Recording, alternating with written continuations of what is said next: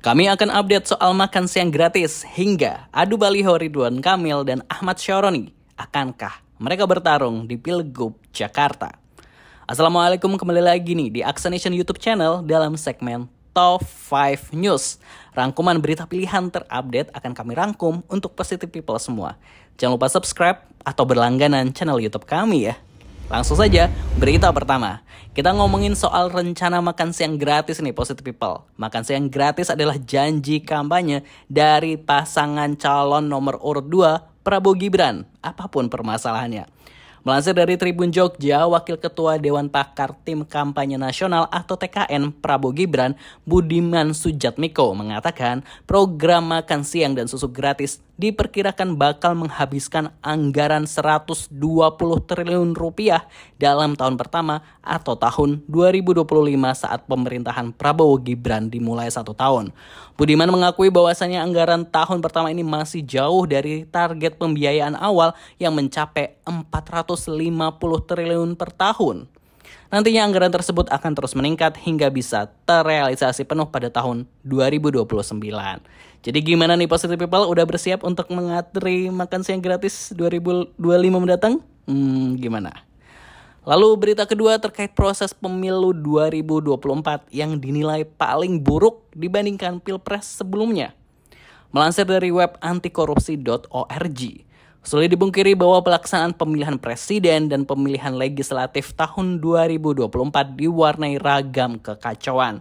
Indonesian Corruption Watch atau ICW dan Komisi untuk Orang Hilang dan Korban Tindak Kekerasan Kontras melakukan pengumpulan data serta analisis atas berbagai fenomena yang terjadi berkaitan dengan permasalahan dalam penyelenggaraan sistem pemilihan umum, kekerasan hingga kecurangan. Adapun berbagai catatan ICW dan Kontras yang dirangkum. Pertama, KPU RI gagal dalam memberikan keterbukaan informasi dana kampanye pemilu 2024 kepada publik. KPU menyediakan portal informasi sistem informasi kampanye dan dana kampanye yang tidak mendukung penyediaan informasi dana kampanye yang transparan dan akuntabel. Sebabnya, portal tersebut tidak memberikan rincian secara detail mengenai penerimaan dan pengeluaran dana kampanye. Kedua, KPU RI gagal dalam memberikan keterbukaan informasi penghitungan suara pemilu 2024 kepada publik. Serupa dengan keterbukaan informasi dana kampanye, dalam hal penghitungan suara, KPU menyediakan portal informasi sistem informasi rekapitulasi atau Sirekap yang tidak layak diakses oleh publik.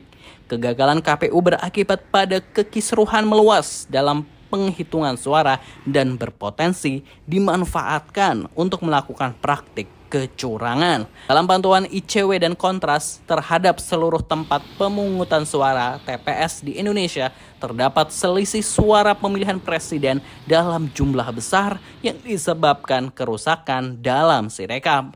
Jumlah suara dalam formulir C1 yang diunggah melalui Sirekap berubah dan melonjak hingga tidak mencerminkan perolehan suara yang asli. Ketiga, banyaknya petugas KPPS yang meninggal dunia saat dan pasca pemilu 2024 menandakan bahwa KPU RI gagal lakukan evaluasi secara serius.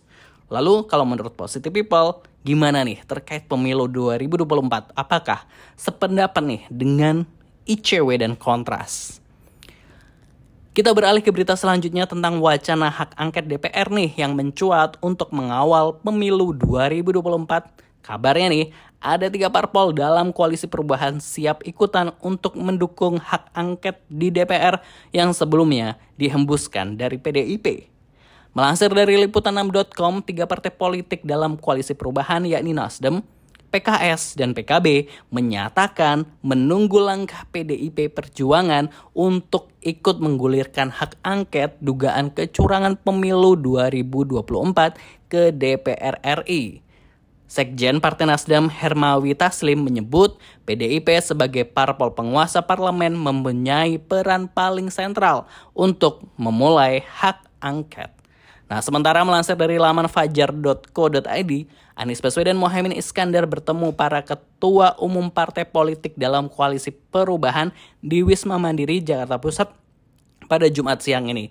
Dalam kesempatan itu, calon presiden dan calon wakil presiden nomor urut 1 ini bertemu Ketua Umum Nasdem yaitu Surya Paloh, Ketua Umum PKS Ahmad Syahiku, dan Ketua Majelis Syuro PKS Salim Assegaf Al-Jufri.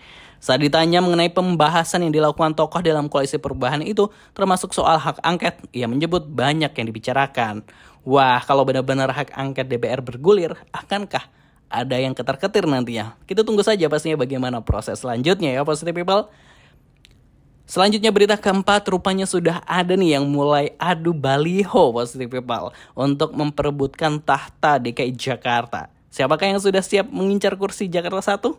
Nah, melansir dari laman TV One News lewat laman Instagramnya, usai Pilpres 2024 ini, kini Pilkada DKI Jakarta 2024 mulai memanas. Pasalnya, ex-gubernur Jawa Barat Ridwan Kamil dan Wakil Ketua Komisi 3 DPR Ahmad Syaroni sudah pasang baliho. Bahkan saling adu baliho di media sosial hingga fenomena itu menyita perhatian dan menuai komentar dari para netizen. Dari pantauan tv1news.com, Bendahara Umum DPP Partai Nasdem itu menjelaskan postingan terbarunya di Instagram pribadinya Ahmad Syaroni. Respon Ahmad Syaroni adalah respon di mana sebelumnya ada unggahan nih Ridwan Kamil yang memposting baliho, dia ditanya mau kemana Kang? Dan dijawab mau OTW Jakarta, yang seakan menjadi gambaran atau sinyal akan maju di bursa Cagup Jakarta. Dan baliho tersebut rupanya langsung mendapatkan balasan oleh Ahmad Syaroni yang memasang baliho besar dari Priok untuk Jakarta. Kita tahu Ahmad Syaroni merupakan politikus Nasdem asli anak Priok. Ahmad Syaroni pun kerap melontarkan ingin menjadi gubernur Jakarta. Lalu warga Jakarta, jadi gimana nih? Mau pilih siapa untuk Pilgub Jakarta tahun ini? Wah, ditunggu ya siapa aja calonnya. Berita kelima, ada insiden lagi nih di stasiun tersibuk di Indonesia, yap stasiun Manggarai, di mana sempat heboh eskalator di stasiun ini berbalik arah. Seperti yang diberitakan Kompas.com, peristiwa tak terduga itu terjadi pada Rabu 21 Februari 2024 lalu. Kejadiannya nih berawal saat penumpang KRL tengah menggunakan eskalator di hall lantai 1 yang mengarah ke peron 11-12. Namun secara mendadak, eskalator yang seharusnya bergerak ke arah atas malah berbalik arah menjadi bergerak ke arah bawah. Eskalator pun langsung dinonaktifkan sementara waktu. PT KCI mengaku minta maaf dan tidak ada korban jiwa dalam kejadian tersebut. Nah itu tadi Positive People, 5 berita pilihan dalam segmen Top 5 News malam ini. Temukan berita pilihan lainnya di Aksanation YouTube channel. Selamat malam buat semuanya, selamat beristirahat dan selamat berakhir pekan. Semoga liburannya menyenangkan. Terima kasih. Wassalamualaikum.